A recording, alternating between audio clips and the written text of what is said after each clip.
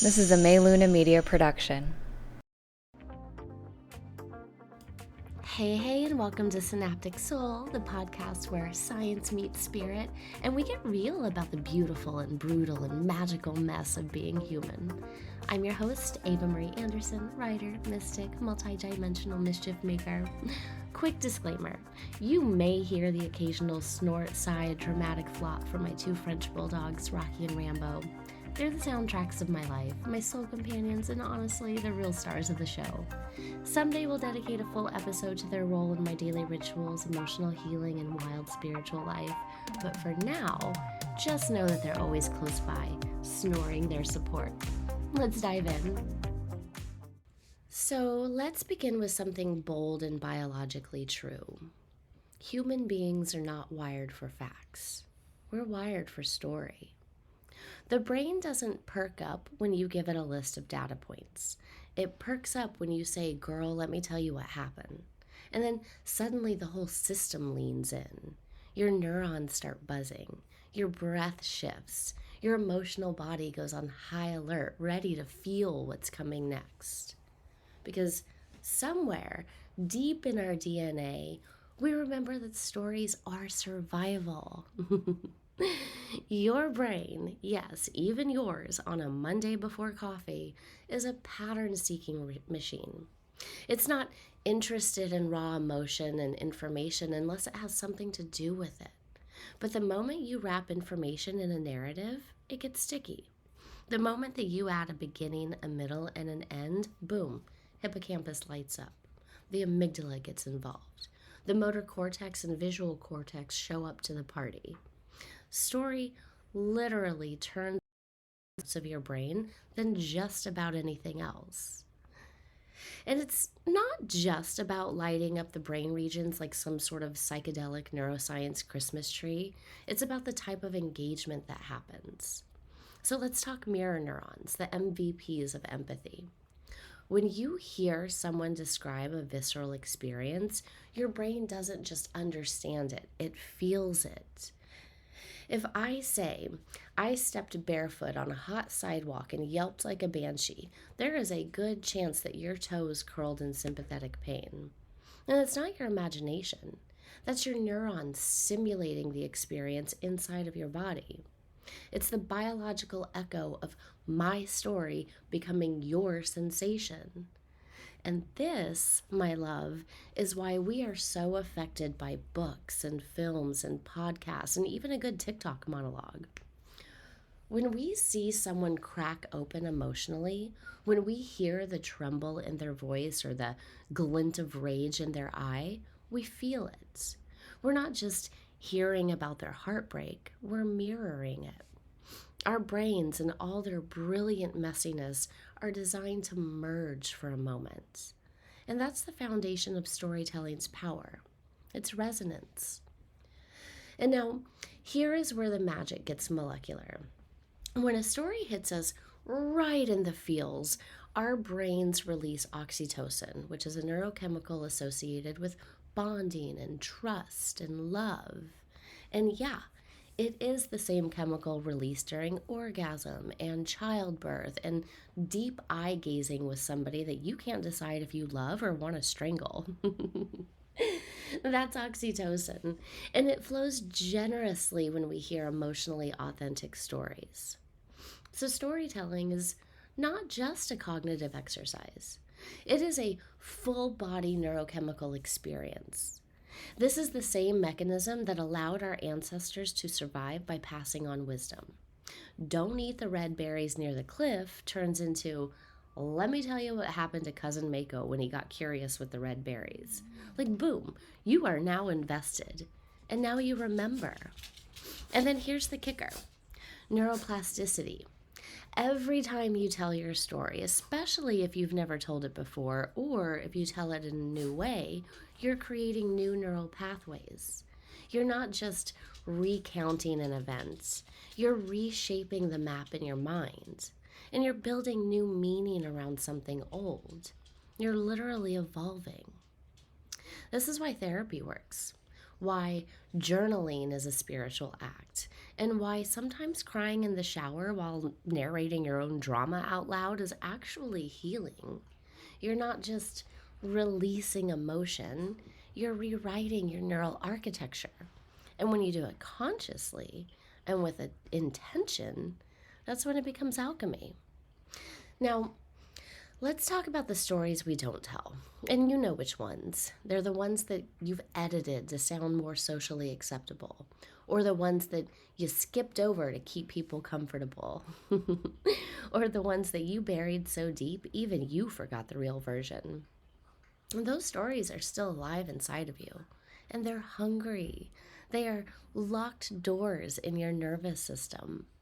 And every time you tell a sanitized version to survive, every time you smile and say, it wasn't that bad, when actually it shattered something inside of you, you are reinforcing the neural pathway of silence and shame and self abandonment. But the moment you tell the truth, not the performance, not the branding friendly version, but the raw and unfiltered soul rattling truth, you shift your biology. You reclaim space in your own system, and you basically reintroduce yourself to your cells. Here's where it gets a little metaphysical. Your body's listening, always, and your voice is a tuning fork. When you speak your story with awareness, you're sending a vibrational signal into your cells that says, this is safe now. We're not hiding anymore. And then that message ripples through your fascia and your nervous system and your subconscious and your electromagnetic field. You become less fragmented, more whole. You come back online. And listen, I get it. Telling the truth isn't always glamorous. Sometimes it's ugly crying into a cracked phone screen. Sometimes it's stammering through your words because your throat chakra's been on mute since the fourth grade. Sometimes it's rage. Sometimes it's grief. And sometimes it's just awkward as hell. But all of that, it's sacred and it's real and it's where the magic lives. We live in a world that rewards performance, packaging, and palatability. So when you show up with your unpolished, sacred mess of a story, you're doing something radical. You are resisting the cultural demand to be digestible, and you are embodying the medicine that only you can carry. Now, let's be clear. It's not about being loud. You don't have to spill your guts on social media to be powerful. Telling your story might mean writing it in your journal, or speaking it to a trusted friend, or whispering it to yourself under the covers. It might mean dancing it out, or painting it, or screaming it into the ocean, which is all valid and all holy. But here's what I want you to remember. Your story isn't just yours. It's a transmission. It's a spell, a frequency, a ripple in the collective field. When you tell the truth about what you've lived, you're not just healing your own system, you're creating resonance for others to do the same. Have you ever heard someone speak their truth and you felt your whole body go, yes? That's not coincidence. That's entrainment. That's your nervous system recognizing its reflection in another. So if you're ever wondering if your story is worth telling, it is. If you're wondering if you're healed enough to share it, you are. And if you're waiting for permission, here it is. And this is just the beginning.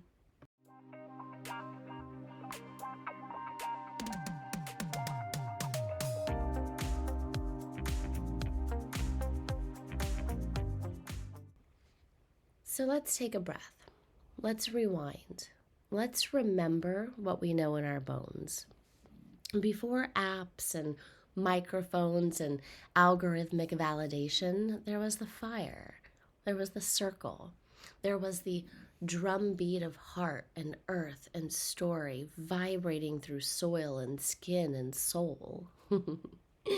And our ancestors, they knew that storytelling wasn't an optical artistic outlet. It was the core operating system of being human. Every culture on this planet before colonialization scrambled it all up had some form of sacred storytelling tradition. And it wasn't entertainment, it wasn't monetized, it wasn't a content strategy. It was ceremony, and it was survival, and it was remembering. So let's talk about the griots of West Africa, these lineage holders whose job it was to keep oral history alive across generations. These weren't side characters, these were living libraries. You didn't make a political decision without consulting the griot. You didn't bury your dead or crown your chief or plant your crops without invoking the stories. In Indigenous Australia, the Dreamtime stories are not just a myth, they're maps. They encode the spiritual laws of the land. They tell of ancestral beings and geography and hunting and relationships. And they're not told in one sitting, they're lived across a lifetime. In Ireland, Bridget wasn't just the goddess of poetry. She was the poetry, the forge and the flame and the healer and the midwife. When the stories of Bridget were passed down, they carried so much more than metaphor. They carried initiation codes. They reminded people of their place in the world and their responsibility to it and to their birthright magic. In Sumerian myth, Inanna's descent into the underworld wasn't just a juicy tale about a goddess's glowdown. It was a ritual roadmap. It said, you will lose everything. You will strip down to your bare soul, and you'll rise again, but different. That's not just mythology.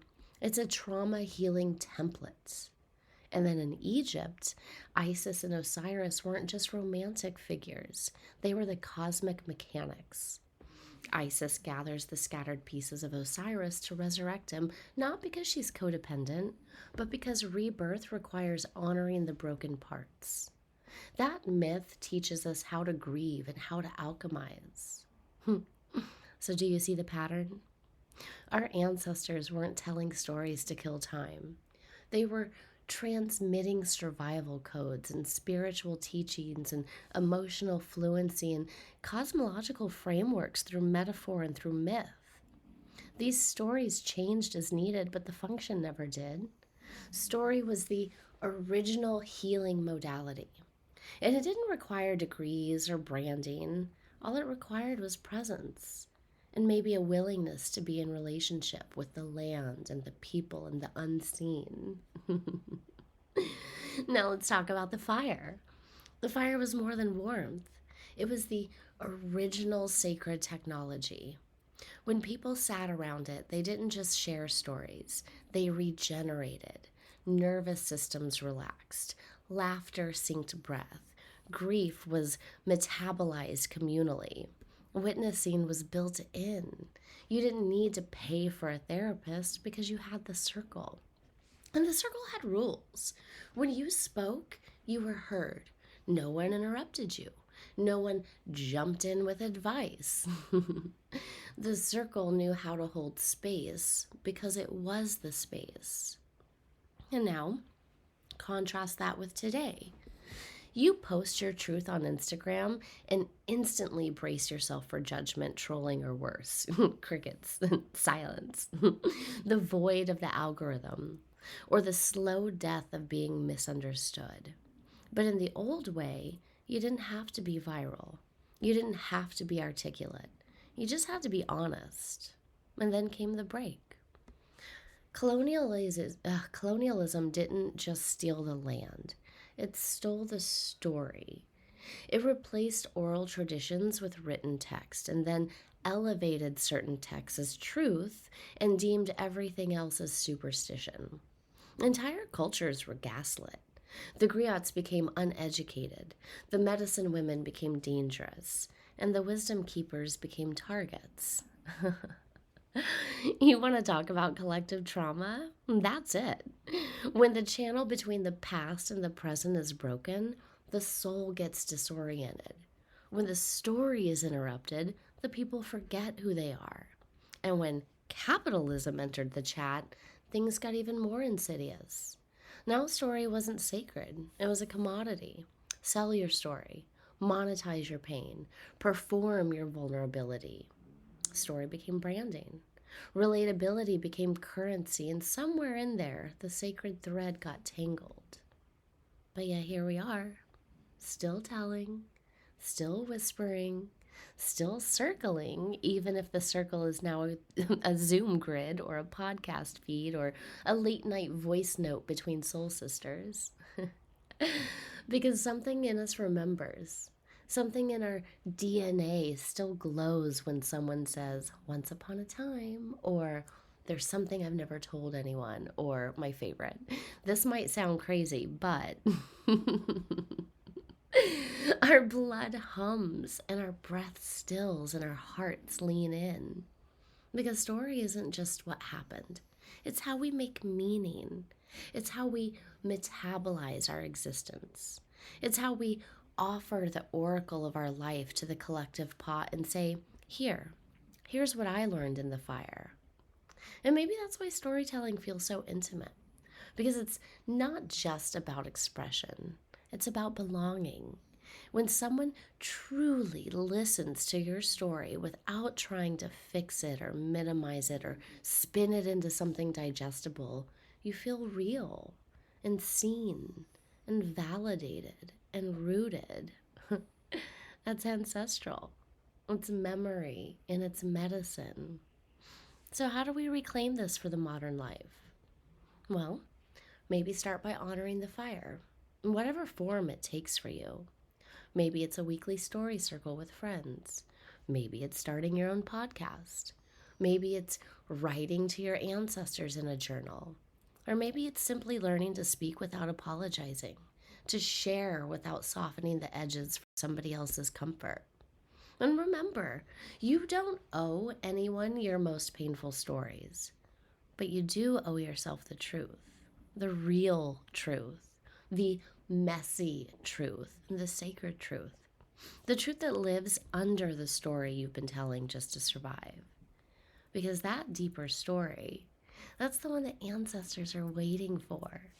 You're the continuation of an oral tradition older than empire, older than patriarchy, and older than prince. You're the flame keeper, a story midwife, a myth in motion. And when you speak, when you really speak, you wake something up, not just in you, but in the field, in the lineages, in the listeners. Your story is not decoration, it's invocation, it's initiation, and it's the bridge. And you are the voice that was never meant to be silenced. This episode is brought to you in part by one of my most favorite humans on this spinning planet, Morgan Garza, and her book Soul Magic. If you've ever felt like your power was just waiting beneath the surface, or like there's something ancient and electric inside of you ready to be reclaimed, then this is the book that helps you remember. Soul Magic is not just a read, it is a summoning. It's filled with rituals and stories and the kind of grounded spiritual wisdom that doesn't talk at you, it talks with you. Morgan writes like a soul sister, a cosmic cheerleader, and a priestess all rolled into one. And it's a must-have for anyone on the path of awakening, reclaiming. So grab your copy at morgangarza.com or wherever books are sold, or bless someone else's journey and gift it, because real magic's meant to be shared. That's Soul Magic by Morgan Garza. You'll feel it in your bones. So let's be honest. If our ancestors had it right, and they did, then where in the heck did we go wrong? Somewhere along the spiraling timeline of human history, we stopped gathering around the fires and started gathering around fluorescent lights and Outlook calendars. We traded stories for status updates and wisdom for SEO rankings and community for convenience. Welcome to Disconnection Nation, population all of us, frantically Googling how to feel less alone at 2 a.m. It didn't happen all at once. It happened slowly and subtly, like erosion. First came the break from the land, the enclosure of common spaces, the privatization of what used to be shared. Then came the Industrial Revolution, which sure gave us technological advancements and longer life expectancy, but also factory bells and child labor and the very first case of burnout. And then suddenly, people who once lived and worked communally were now confined to wage labor and commuting away from their families and living in cities that never slept. And what was one of the first things that we gave up? Story circles, communal meals, song and ritual and slowness and witnessing. Enter loneliness, depression, and a sneaky epidemic of not being seen. So then fast forward to modern capitalism, where everything became a product, including your identity. Authenticity was repackaged as personal branding. Storytelling got swept into the realm of content creation. And if you couldn't monetize it, well, was it even worth telling? Let's talk about the patriarchy for a sec, because you know he's lurking behind the curtain. Patriarchy didn't just silence the stories of women and queer folk and indigenous people and basically anybody not aligned with dominant culture. It taught us to internalize the idea that silence equals safety, that performance equals survival, that your story needs to be trimmed and filtered and softened or completely buried to make it in this world. And the result, millions of people walking around with brilliant, sacred stories burning inside them like a wildfire with no outlet and no circle, no safety to share. So, what do? We scroll, we post, we go live on TikTok to cry about our breakup while 10,000 strangers hit the heart button and whisper, same. And that, my friend, is where things get complicated. Because just when you think storytelling has been lost in the digital noise, just when you're about to give up on finding any meaning in your For You page, something hits you in the gut. A stranger tells their truth, and then suddenly your eyes are full of tears. They said the thing that you have never been able to say. They named it. And now you feel a little less alone. And that's the paradox of the digital age. We are more isolated than ever and more connected than ever. We lost the fire and then rebuilt it in pixels. We no longer sit in village circles, but we sit in comment threads. We wear noise-canceling headphones while tuning into voices that say you're not the only one. And listen, I am not here to romanticize the internet. Social media is a wild beast. It is addictive. It's performative. It rewards the shiny and punishes the slow. It monetizes your trauma and encourages oversharing and tricks you into measuring your worth in likes and follows. It gives you dopamine hits instead of deep intimacy. And it's the fire and the fire hazard. But it also gave us digital medicine. It gave us Black TikTok creators reclaiming ancestral dances and cultural memory. It gave us indigenous elders teaching language preservation. It gave us women sharing birth stories and trans people narrating transitions and autistic folks creating sensory-friendly, safe spaces, witches deconstructing the witch wound, and neurodivergent content creators reframing what it means to live and love and thrive in this system. It gave us each other again, and not in the traditional way, not with eye contact and shared meals and hands on hearts in the moonlight, but in the best way that we could figure out while surviving modern capitalism, collective trauma, and basically spiritual burnout. But here's where it gets juicy. This digital storytelling is somatic and it's real. And so when you hear a podcast that tells the story of someone healing from something that you thought was only yours to carry, your nervous system responds, and your breath shifts, and your cortisol lowers, and you remember, I'm not alone. Because, it's never just the story. It's the resonance of being witnessed. And that's what we're all so desperately craving. Not likes, not virality, not even fame, really. We're craving witnessing. We're craving the ache of being known and the medicine of me too and the collective sigh of, oh, it wasn't just me. The exhale that only comes when your nervous system finally feels safe enough to stop performing and just be. And that's what the storytelling gives us, even through a screen. It gives us our tether back to humanity, a trail of breadcrumbs to follow back home. But we have to be careful because the algorithm is hungry and it'll consume every vulnerable piece of you if you let it. So here's the invitation.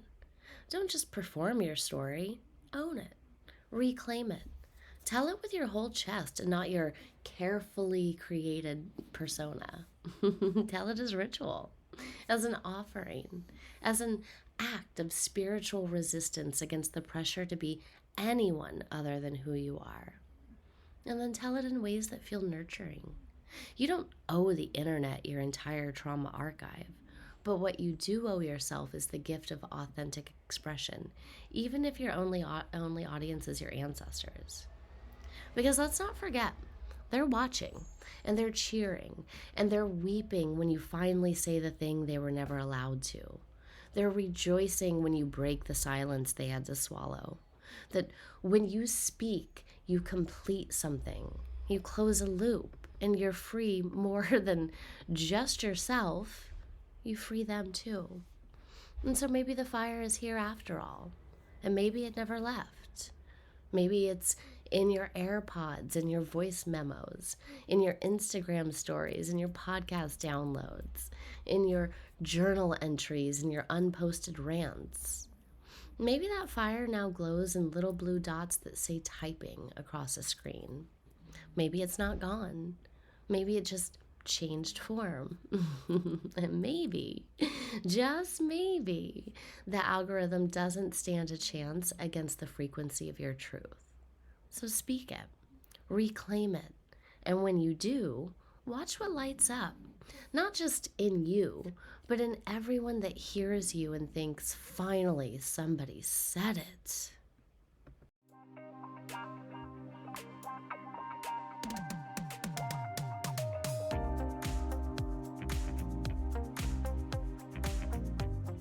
Okay, love, buckle in. It's time to take this conversation straight into the quantum field because storytelling isn't just therapeutic, it's dimensional. It's not only about biology or emotion, it's about energy and vibration and timeline shifts and multiversal mechanics, all wrapped up in the sound of your own voice. You see, every story that you tell emits a frequency. And that frequency doesn't just bounce off walls, it travels and it lingers and it weaves itself into the fabric of your reality. Why? Because in quantum physics, nothing is fixed. Everything is vibrating. Everything is potential. And you're a walking, talking vibration emitter. And you're not just telling stories, you're coding timelines. So let's start with a foundational quantum principle, the observer effect. This is the phenomenon where the act of observation influences the outcome of an event. So a subatomic particle behaves differently depending on whether or not it's being observed. And in simpler terms, it just means that your intention has power. Where you place your awareness, your energy flows. And where your energy flows, matter organizes. Reality responds to how you see it. And so, let's now apply that to storytelling. When you tell a story from the lens of empowerment, even if the story begins in trauma, the vibration that you're emitting is sovereignty. If you tell that same story from the vibration of shame, the field matches that. It's not about faking positivity. It's about choosing the frequency you're anchoring as truth.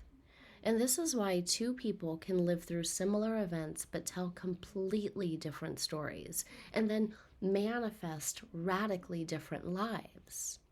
One says, I was abandoned and I'll never trust again. Another says, I was abandoned and it taught me to choose myself. So, same facts, just different frequency, different future. Your story is not just what happened, it's how you hold what happened. And this means storytelling is one of the most powerful quantum tools that we have for timeline jumping. When you tell a new version of your story, not by erasing the pain, but by integrating it with meaning, you literally collapse one set of quantum probabilities and open another. You're not just venting, you're collapsing wave functions. You're stepping into the version of reality where you are free and whole and embodied and wise and no longer bound by that old frequency loop. So let me ask, whose voices are you using when you tell your stories? Is it your voice today? Is it your voice at 7 years old? Your voice filtered through somebody else's expectations? Maybe through your trauma? Through your need to be liked? So pause for that.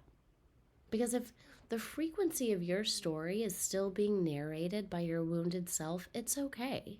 But know that it's anchoring you into that timeline. And you get to choose another. All right. Now let's talk non-linearity. In the quantum model, time isn't a straight line. It's stacked, spiraled, simultaneous. And that means that your past isn't just over and done, it's still happening in a parallel layer of reality. And when you re-narrate a story, you're not just healing your present, you're sending ripples into the past.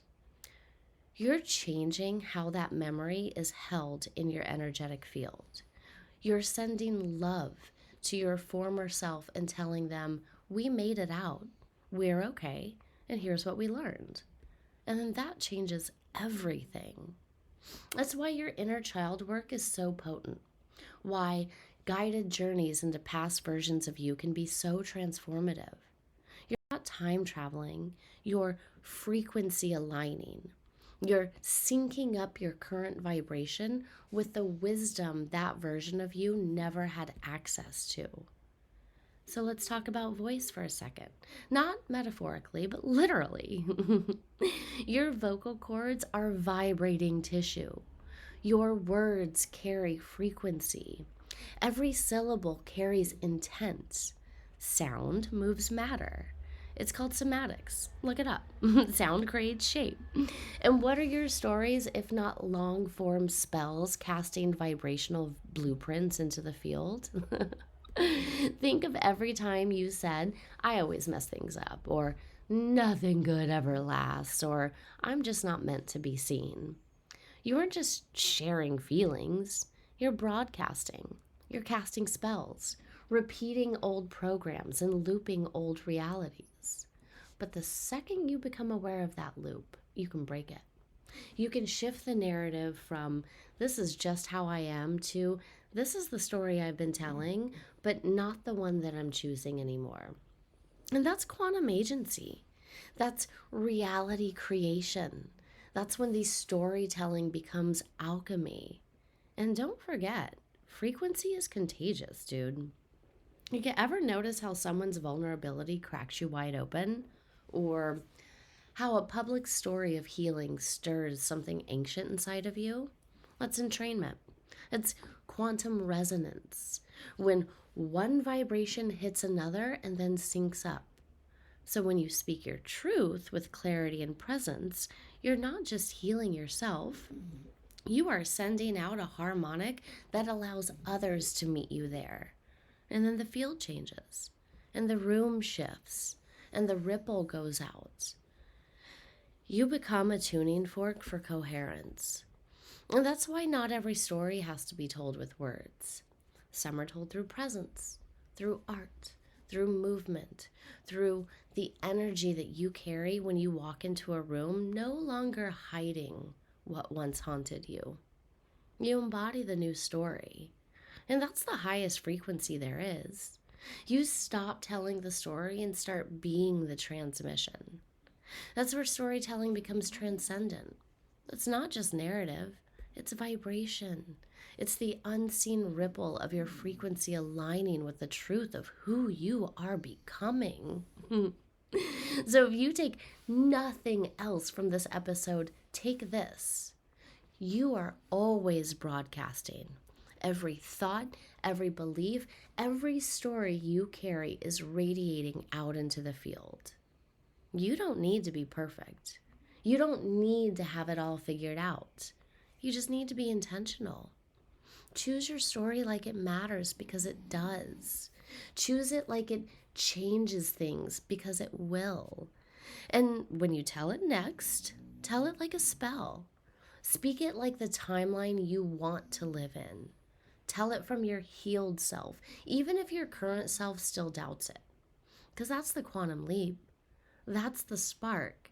And listen to me, you have had it all along. This episode is supported in part by Sage App, aka the app that's basically a metaphysical multivitamin. It's like having a spiritual sanctuary in your pocket minus the incense smoke in your purse. It's also where I host my new moon manifestation clubs, which, if you know, we go deep. So if you're ready to stop doom scrolling and start soul scrolling, download Sage in the App Store or Google Play and then step into a more intentional, magical version of your day. That's SAGED, like Sage, but with an app. Back to the episode. So welcome to the age of energy and rebellion and deep soul remembering. We are in the age of Aquarius.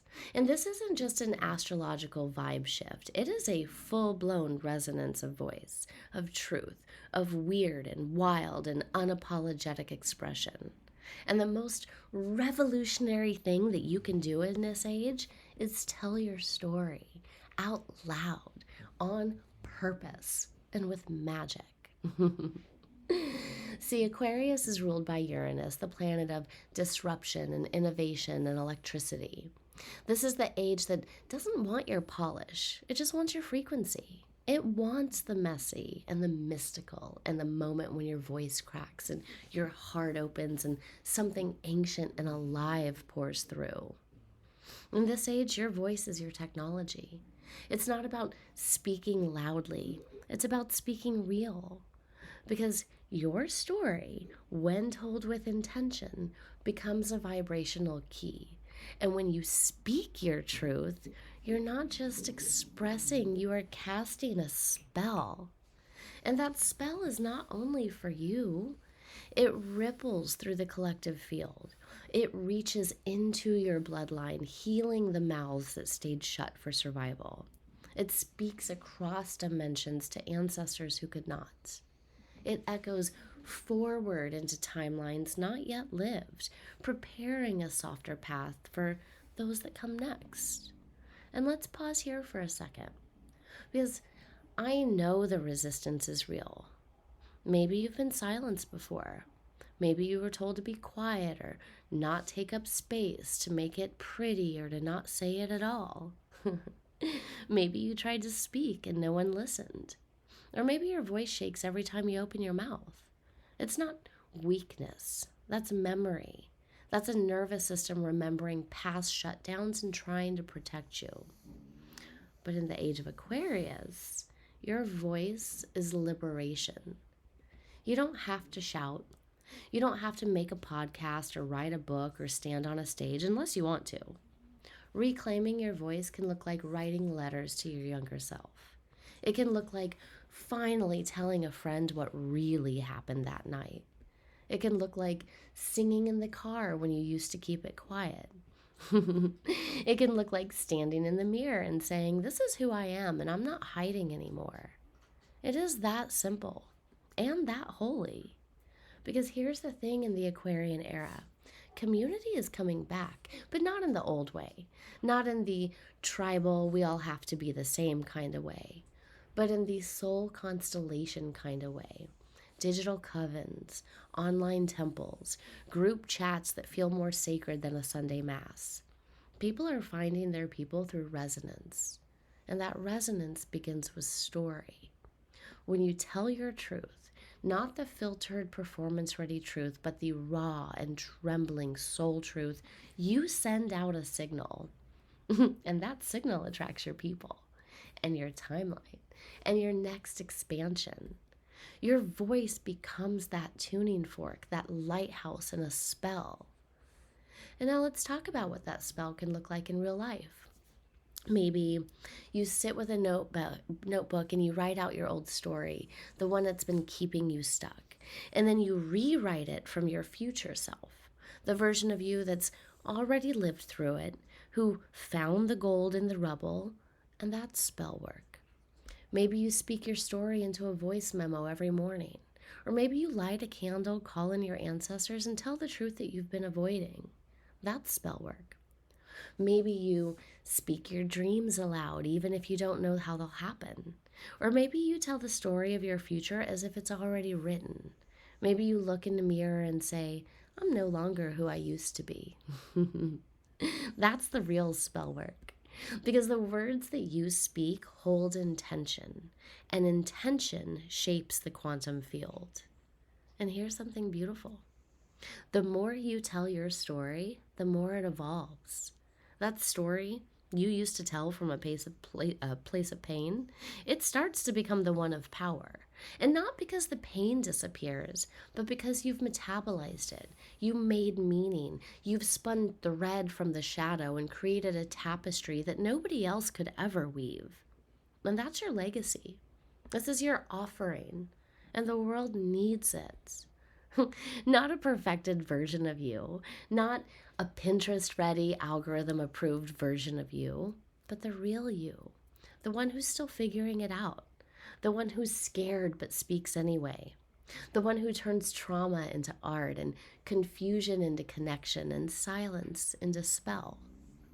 Because when we do that, when we start telling the real stories again, we heal so much more than just ourselves.